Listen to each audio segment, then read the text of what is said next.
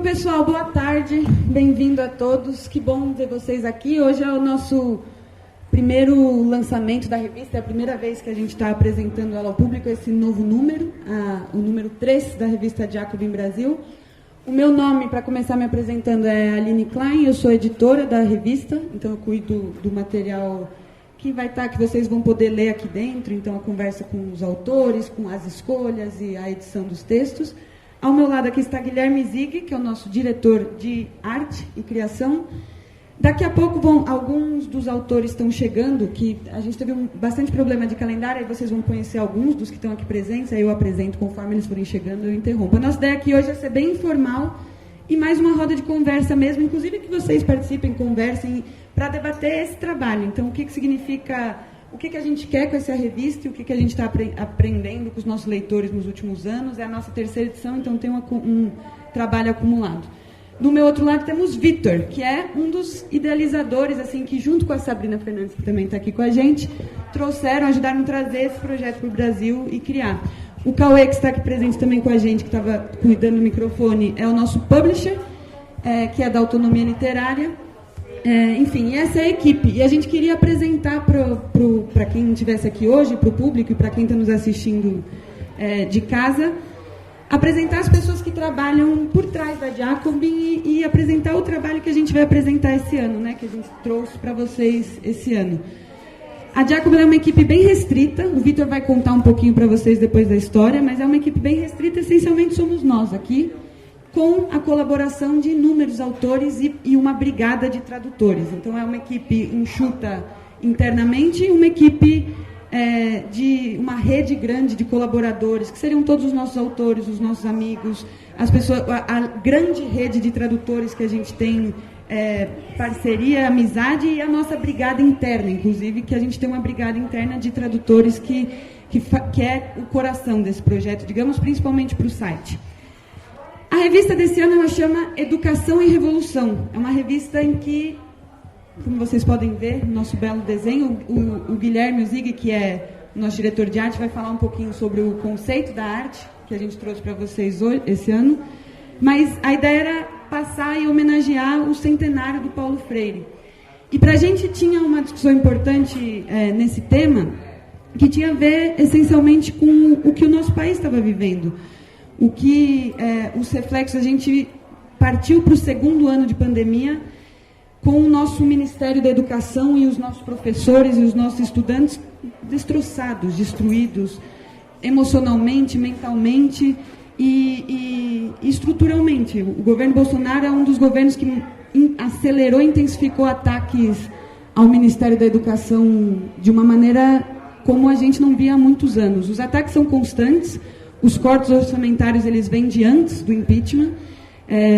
A educação já sofria com cortes no orçamento, com evasão escolar, com a dificuldade de entregar um projeto de educação nacional que ajudasse a resolver, de fato, as demandas da categoria, seja para os professores ou para os estudantes no geral. Mas o descalabro que o governo Bolsonaro impôs para a nossa educação é um crime ao vivo, né, histórico. Então, se a gente for pegar de todos os ministros que esse governo apresentou para cuidarem de uma das pastas mais importantes, ali, eu gostaria que a gente passasse a debater isso de maneira mais clara, e essa revista ela vai trazer um pouco desse conteúdo, que é uma política consciente e focada em destruir, arrebentar um aparato da educação pública que o Brasil tinha ou possuía. Destruir, inclusive moralmente, diante da sociedade, as nossas universidades, os nossos centros de ciência, desacreditar os nossos pesquisadores e cientistas, desvalorizar o trabalho dos nossos estudantes, cortando bolsas e os nossos pesquisadores. Então, esse era o cenário quando a gente começou a trabalhar nessa revista. Tinha um dado que vocês vão ver aqui, aí, já começando a apresentar, vou até mostrar para quem está nos assistindo de casa. A gente tem uma seção, que é parte da revista, que chama Quem Quer Que Eu Desenhe, que a gente tem que explicar de maneira mais óbvia coisas que as contradições, as desigualdades, as problemáticas da nossa sociedade a partir do desenho, do mapa. E a gente fez um mapa que é assustador. Quando vocês comprarem a revista, vocês vão... A gente está falando do segundo ano de pandemia. E a gente trouxe números aqui que provam que mais da metade dos estudantes da rede pública brasileira não tiveram acesso a nenhum material escolar durante esses quase 2 anos de pandemia. Absolutamente nenhum. Um atraso que vai criar impactos geracionais. Não se trata mais de atrasos atomizados na nossa rede de estudantes. São atrasos para uma geração. São atrasos que a gente vai ter dificuldade para reverter e que a gente traz aqui um pouco também quais são as discussões hoje, como é que a gente entende as profundidades desse ataque. Então, a falta de acesso à internet, ela deixou de ser um debate sobre a modernidade ou as condições de acesso à modernidade por parte da classe trabalhadora. Tem a ver agora se tratou diretamente da possibilidade de educar seus filhos, de que seus filhos que dependem única e exclusivamente da rede pública, de ensino e de acesso, tivessem condições físicas de estudar. Isso é sem precedente, digamos, em muitos anos, né? A gente superou a dificuldade de chegar à escola, apesar de termos uma evasão muito grande. Aqui também a gente vai debater do Paulo Freire um outro lado dele. A gente não fez um perfil do Paulo Freire clássico, digamos, que é uma biografia, etc.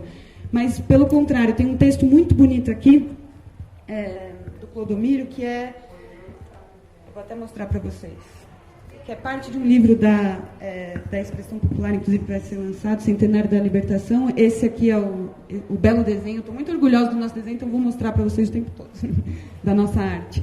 Mas a gente fez um retrato do Paulo Freire muito bonito que mostrava um pouco o passado do Paulo Freire. Então, o que ele viveu, para além de apresentar projetos que ajudaram a transformar o pensamento pedagógico nesse país, o Paulo Freire, como indivíduo, viveu experiências muito marcantes, e uma delas foi na prisão, no Recife.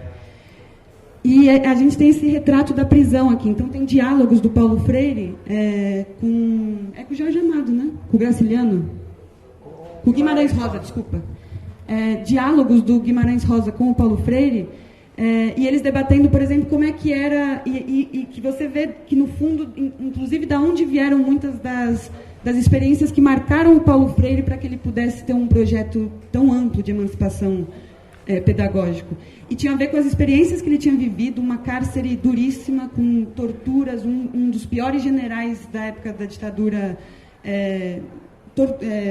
dentro das prisões brasileiras, uma prisão em que prendiam muitos presos políticos, inclusive o Clodomiro, que escreveu esse relato.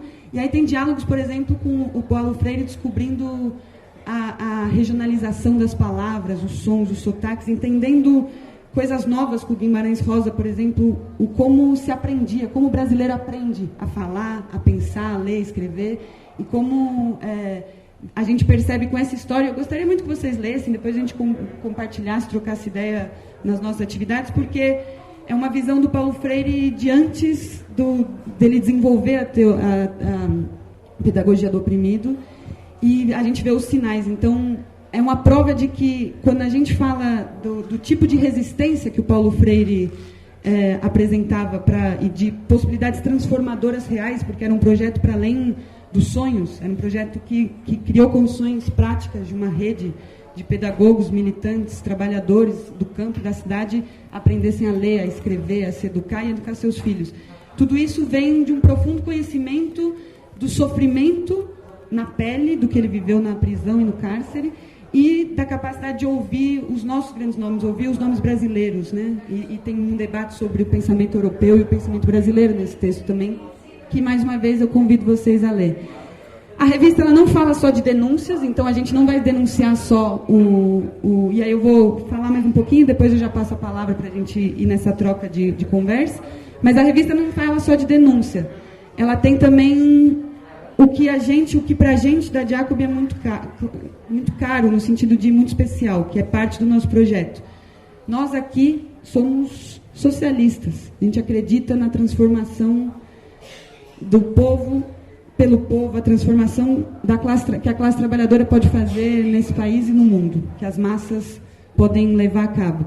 E o nosso socialismo ele não é fechado, não é orgânico. Então aqui vocês vão sentir muito da nossa inexorável esperança no futuro, e na classe trabalhadora e no mundo, e principalmente, já que é uma revista que vai tratar muito sobre educação, eu não falei aqui todos os temas, depois eu posso até dar alguns spoilers a mais, mas que trata sobre o futuro, o que nos aguarda do futuro e o que a gente pode e deve se preparar para enfrentar, quais são as nossas grandes tarefas e as nossas batalhas no campo da educação, mas no campo da transformação humana e na emancipação de todos nós, na liberdade. Né? Agora eu vou passar a palavra, acho que para o Vitor. Ou você quer apresentar a arte antes? Como é que for? Acho que o Vitor pode falar um pouquinho, e aí depois a gente vai abrir para conversa, e se vocês quiserem falar alguma coisa, eu vou ver também dos nossos autores, se algum for chegando para conversar aqui com a gente também. Obrigado, pessoal.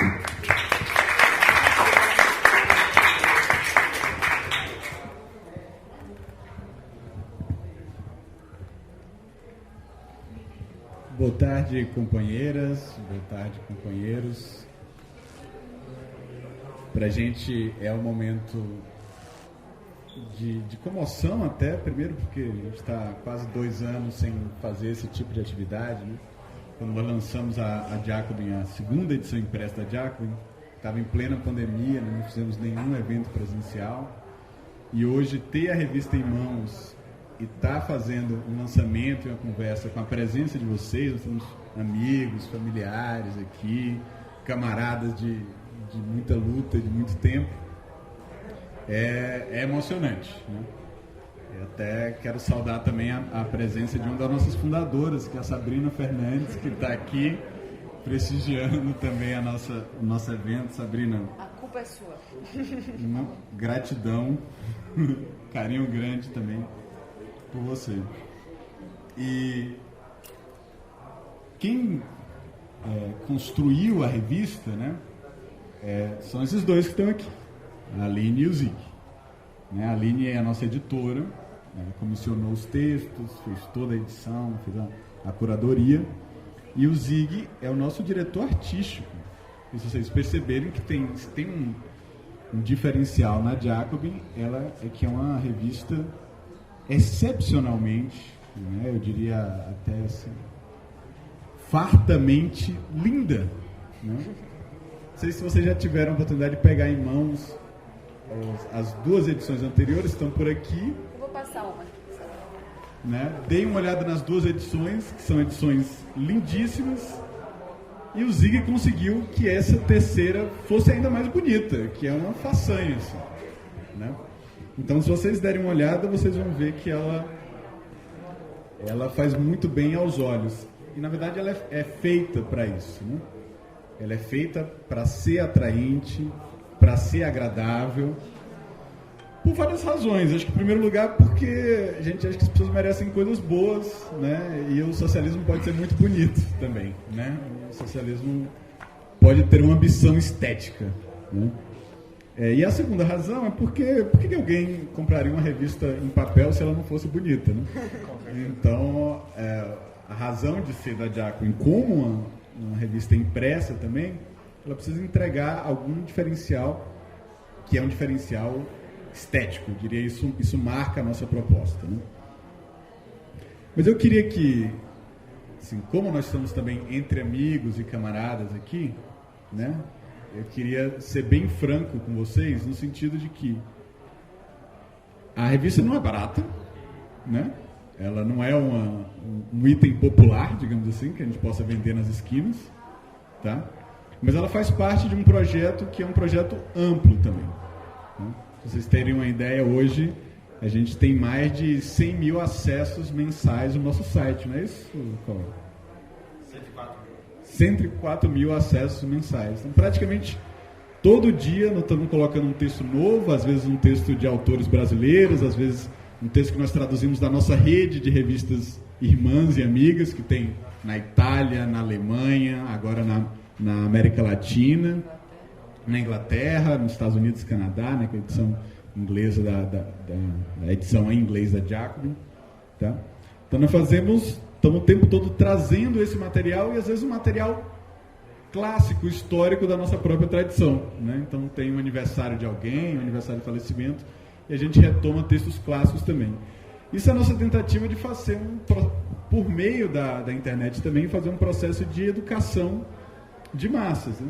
Educação e formação de militantes, e a tentativa de atrair novos militantes, né? pessoas da juventude, para o campo do socialismo. E esse é a razão de existência da Jacobin. A Jacobin não é uma revista acadêmica e ela não é uma revista de nicho. Ela não quer ser uma revista que fala apenas com gente que já está super politizada, que já tem um histórico muito tradicional. Nós queremos falar com outras pessoas que estão descobrindo a política agora, que estão descobrindo as várias tradições do socialismo, que nós abraçamos também.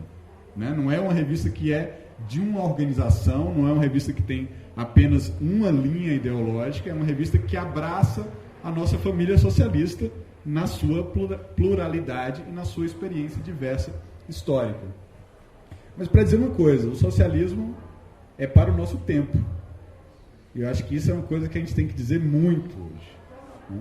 Porque por algumas décadas, infelizmente, né, o senso comum é de que o socialismo era uma coisa do passado, que tinha acabado, que era uma coisa até meio démodé, fora de moda. Né? Quem assim, se politizou como eu ali no final da década de 90, no começo dos anos 2000, né, teve essa experiência de que estava nadando contra a corrente, que nós estávamos em, né, uma defensiva.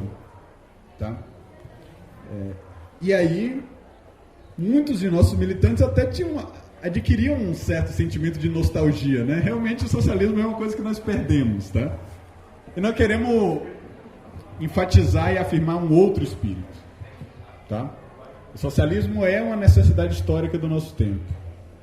É uma coisa que nós temos que construir em resposta ao acúmulo de crise da democracia liberal, crise ecológica, crise social, crise do cuidado, a incapacidade da classe dominante de dar respostas para os problemas diários, cotidianos do nosso povo. Nós precisamos inventar outra coisa, criar um novo. Né? E esse socialismo orientado ao futuro, um socialismo com desejo de futuro, um socialismo que quer se fazer realidade no nosso tempo, que também não é uma utopia distante, tal, é uma coisa que nós queremos viver e construir, tá? É uma resposta à crise que está dada no plano internacional. Então, para terminar isso, e aí eu peço, deem uma olhada na revista, deem uma olhada no site, acompanhem pelas nossas redes sociais. Eu acho que também um indício de que nós acertamos, né, é que a Jacobin é a publicação socialista que mais cresce nas redes sociais hoje. Né? Então, em pouco tempo, nós já estamos com 45 mil seguidores no Twitter, crescendo a cada dia. Tá? Então, tem algo na nossa mensagem que tocou uma juventude que quer algo diferente. Tá? E, inclusive, quer se educar com relação à nossa tradição para entender quais foram os nossos sucessos e os nossos erros no passado, para a gente poder fazer melhor na próxima vez. Né? Então, sigam a gente no Twitter, no Instagram, deem uma olhada no nosso site, deem uma olhada na revista e, se vocês puderem, comprem a revista e se tornem assinantes, porque vocês comprando e assinando, vocês nos ajudam a continuar fazendo o trabalho. Tá? Então, esse trabalho que a gente faz, que atinge dezenas de milhares de pessoas mensalmente, só é possível porque a gente vende a revista.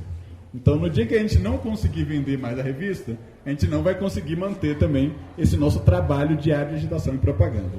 Então, peço até que quem puder não só comprar a revista, assinar, mas dê uma assinatura para um amigo, ou compre para um familiar, dê de presente de Natal. Isso é também uma contribuição militante que vocês estão dando para garantir uma estrutura de um trabalho de agitação e propaganda que quer conquistar o futuro. Né? Então, nesse sentimento, nesse espírito, eu queria ler aqui o finalzinho do editorial da Aline. Posso, Aline? Pode, me permite? Tá. Acho que carrega bastante esse espírito jacobino. Movidos também pela raiva justa da indignação, olhamos para a frente, incorporando a máxima freiriana de que não é suficiente denunciar, é necessário anunciar o novo. Né? O Paulo Freire sempre falava isso. Não basta denunciar, é preciso anunciar. Né? E o novo sempre vem. Não temos tempo para ideologias fatalistas, nem engolimos a ladainha do fim da história, que a malvadeza neoliberal tenta nos empurrar goela abaixo. Não estamos no mundo para nos adaptar, estamos para transformá-lo. Na ação coletiva, fazemos o futuro e nos refazemos no processo. Manter vivo o horizonte socialista significa assumir que, enquanto houver injustiças, haverá resistência. E, enquanto houver resistência, temos o dever de lutar para a vitória. Como disse Rosa Luxemburgo, somente o socialismo é capaz de realizar uma grande obra de paz duradoura, de curar as 1000 feridas sangrentas da humanidade. O cortejo fúnebre de Bolsonaro, junto à elite a quem ele serve, pode até deixar um rastro desolador de destruição por onde passa. Mas ele não prevalecerá. É impossível impedir que a esperança floresça de novo. Viva o socialismo, viva a Jacobin!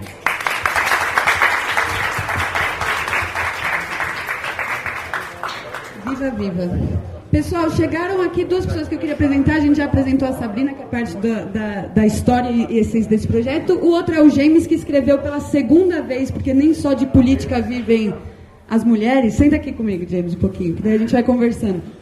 Como homens e mulheres não vivem só de política, o James, pela 2ª vez, escreveu nessa edição um horóscopo. Então nós temos aqui o nosso quase, já dá para falar que é um olavismo de esquerda, um marxista. Sou representante do materialismo esotérico.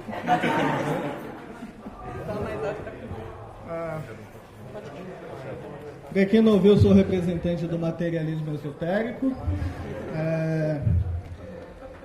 E também estou aqui para denunciar, propagar o materialismo histórico e denunciar o materialismo histérico, porque não adianta a gente estudar, a gente ler e a gente não conseguir aplicar isso na prática, e muitas vezes a gente usar tudo que a gente, esse material precioso que foi construído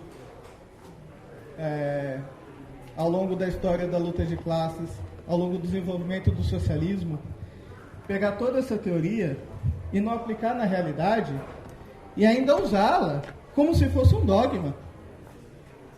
A gente vive um momento dos mais perigosos da história desse país. Ano que vem é decisivo. O que eu venho falar aqui é que a gente precisa de unidade, gente. A gente pode discordar um do outro. Aqui eu sei que tem gente das diversas linhas políticas, né? Mas acho que todos nós temos em comum a busca pelo melhor para o Brasil e para a classe trabalhadora. Vamos manter-nos atentos ao que está acontecendo e nos apropriar como ferramentas da teoria socialista, né? Mas sem perder de vista a prática, a realidade, as correlações de forças reais. Porque se a gente simplesmente fica com a teoria sem olhar para o concreto, o socialismo morre aí, o marxismo morre aí. E o que eu gosto da Jacobin, falando da Jacobin, é que a Jacobin, ela tem a teoria, mas ela sempre traz um tema, um caso concreto, porque essa teoria está viva. E está tão viva que você pode até usar alguns elementos do esoterismo, né? Desculpa, gente, os astros não falaram o que eu falaria aqui hoje. A Aline falou, eu não levei muito a sério. Mas sabe o que eu queria fazer enquanto você está aqui, James? Eu queria ler Um dos horóscopos, só porque é engraçadinho. Eu estou apresentando a revista para vocês, eu estou orgulhosa. Vamos escolher uns peixes, vamos lá. Peixes. Distração, posso ler as suas palavras ao astrólogo? Peixes. Distração, esquecimento, dificuldade de se expressar. Mais de 1 ano de quarentena não poderia ter outra consequência. O astro-rei está impedindo de reter a quantidade de vitamina D que sua pele absorve. Cuide da saúde e se atente aos conselhos de um sábio chinês. Que sábio chinês será esse? Para estar na Jacobin, né? O desenvolvimento de nossa força física é uma questão interna, uma causa. Se os nossos corpos não são fortes, teremos medo assim de virmos soldados inimigos. E então, como podemos alcançar nosso objetivo e não tornar-nos respeitados? Mao Tse Tung. É ótimo, hein? Gente, vocês têm que tomar sol e ler Karl Marx, é isso. Muito bom. Depois, quando a gente estiver conversando, se vocês tiverem alguma pergunta pro Jones, uma outra convidada nossa que não precisa falar agora, só se quiser, mas é a Silvana Gerra, que fez uma coluna, a estreia da nossa coluna, que o Zig até vai contar um pouquinho agora da arte. A gente tem uma coluna fotográfica aqui, que o Zig vai contar, e se a Silvana depois quiser contar um pouquinho para vocês. Silvana Gerra, então, que escreveu pra gente a coluna, bem-vinda. Quer falar um pouquinho? Senta aqui. Isso. O que a gente, antes da Silvana contar, inclusive eu estou te conhecendo agora, só por e-mail. A gente só se falava por e-mail. A Silvana, que escreveu também um texto belíssimo, eu li domingo passado na 451, lindo, uma resenha, né? Mas a Silvana, a gente pediu para ela tinha, então, o trabalho que ela apresentou, mas em essência era observar fotos e, como uma excelente escritora, criar a partir daí uma narrativa, uma conversa com essas fotos. E essas fotos foram tiradas há muitos anos e tem tudo a ver com a nossa revista e o Paulo Freire. Depois vocês contam um pouquinho. Mas se você quiser ler um pouquinho para a gente, para conhecer. Silvana. Oi, boa tarde. Não, eu vou ler o que eu citei do Paulo Freire, não o que eu escrevi. E a partir disso eu posso comentar. O Enio não está aqui, né, o fotógrafo? Ainda não chegou. Tá. Talvez chegue o fotógrafo das fotos. Então, a foto, quem está com a revista, são duas fotos, né, do método Paulo Freire. Essa é uma foto de 79, né, numa paróquia de Americanópolis, aqui na periferia sul de São Paulo. E tem muito a ver com as comunidades eclesiais de base, com a teologia da libertação, que tem tudo a ver com o socialismo, né? E aí o Paulo Freire diz assim, numa entrevista, ele foi exilado, né, na ditadura, ele foi expulso, em 64 ele foi expulso do país, e o método não pôde ser, ele tinha feito um grande plano de alfabetização em 62, 63, que não pôde acontecer por conta do golpe militar. Era uma época que o Brasil tinha 40% de pessoas iletradas ou analfabetas, e elas não podiam votar, essas 40% de pessoas, e o Jango tinha feito um grande plano junto com o Paulo Freire, né? E ele foi exilado, aí ele volta em 79 e entrevistam ele, e ele diz assim: eu fui na minha juventude ao camponês e ao operário da minha cidade, movido pela minha opção cristã. Chegando lá, a dramaticidade existencial dos homens e das mulheres com quem eu comecei a dialogar me remeteu a Marx. É como se os camponeses e operários me tivessem dito: Paulo, vem cá, você conhece Marx? Eu fui a Marx por causa disso.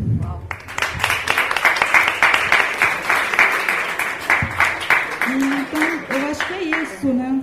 E eu acho que eu queria só falar muito rápido sobre esse acervo, sobre o Enio. Pena que o Enio não está aqui para ele próprio falar. Talvez ele chegue, até o final a gente... É legal ele falar porque ele é um fotógrafo dos movimentos sociais. Ele fotografa movimentos sociais há mais de 40 anos. Ele fez um livro agora com o pessoal do MN1 sobre a história do movimento negro. Greves do ABC. Greves do ABC. Ele é um fotógrafo muito importante. E ele cobria, tinha uma imprensa que era chamada imprensa alternativa, ou nanica, que era meio pejorativo, que na abertura, né, perto de 77, 78, vamos dizer que a Jacobin estaria ali, né? E tinha um jornal chamado Movimento, que, com vários outros, né, mas o Movimento, aconteceu uma coisa muito legal. Quando ele fechou, teve uma articulação no Arquivo do Estado de São Paulo de comprar o acervo. Então, todas as fotos do Movimento estão no Arquivo do Estado de São Paulo. E todas essas fotos estão digitalizadas para quem quiser ver. Então, essa foto, que é do método Paulo Freire, numa paróquia da periferia de São Paulo, que mostra muito essa ideia de abertura e de volta do método. Quer dizer, o método pôde, enfim, ser começado a implantar no Brasil, nessa época. Está nesse acervo, que é público e está digitalizado para todo mundo ver. Então, era um pouco sobre isso que eu quis falar na coluna. Obrigada. Obrigada, Silvana.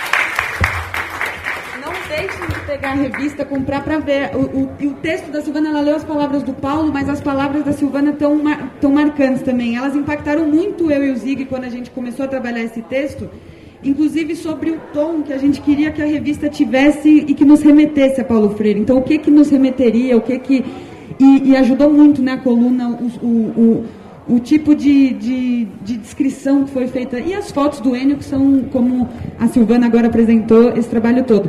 Vou passar para o nosso diretor de arte, que vai contar para vocês o segredo de uma revista tão sexy. E aí, depois a gente, se vocês quiserem falar alguma coisinha, a gente vai estar disponível. Vamos ver se o Enio talvez chegue e a gente apresenta ele para vocês. Olá, gente, boa tarde. Eu sou o Guilherme Zig, sou diretor de criação da Jacobin. Só para pegar aqui um gancho, as fotos do Enio e o texto da Silvana, eles foram fundamentais para nós nessa edição, porque eles chegaram logo no começo e eles guiaram essa edição espiritualmente para a gente, porque foram muito importantes para a gente se localizar também sobre aquilo que a gente esperava apresentar para vocês. Então, como o nosso tempo está curto aqui, eu vou fazer uma fala rapidinho. Eu e a Aline e eu, Vitor, Cauê, todos nós que somos da Jacobin, a gente seguia por um bordão muito especial nosso, que é deixar o socialismo sexy de novo.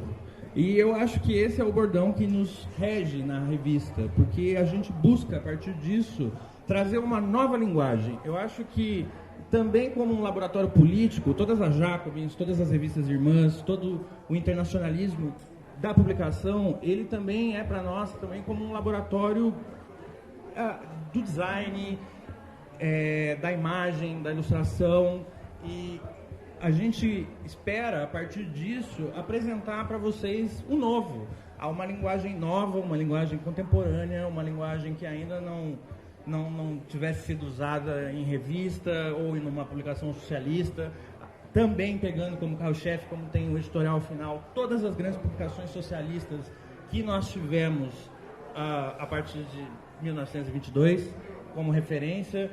Então, eu espero que vocês gostem muito e que vocês divulguem, tirem fotos, coloquem e nos marquem, por favor. Sobre a capa, esta belíssima capa, eu gostaria de explicar um pouco da capa para vocês, porque é muito importante a gente falar sobre isso. Paulo Freire, camaradas, é amor, trabalho e conhecimento. Aqui, nessa capa, a gente encontra amor, trabalho e conhecimento, e viva o socialismo. Obrigado. Agora, preciso dar um pequeno informe aqui, que eu fui incumbido, que a próxima mesa, que vai começar já na sequência, Círculo de Reflexão sobre o Judaísmo Contemporâneo, com Dinalina Kinoshita, lançamento do livro de memórias, Um Tijolo para uma Construção Grandiosa. Fiquem aqui, acompanhem e estamos juntos, camaradas.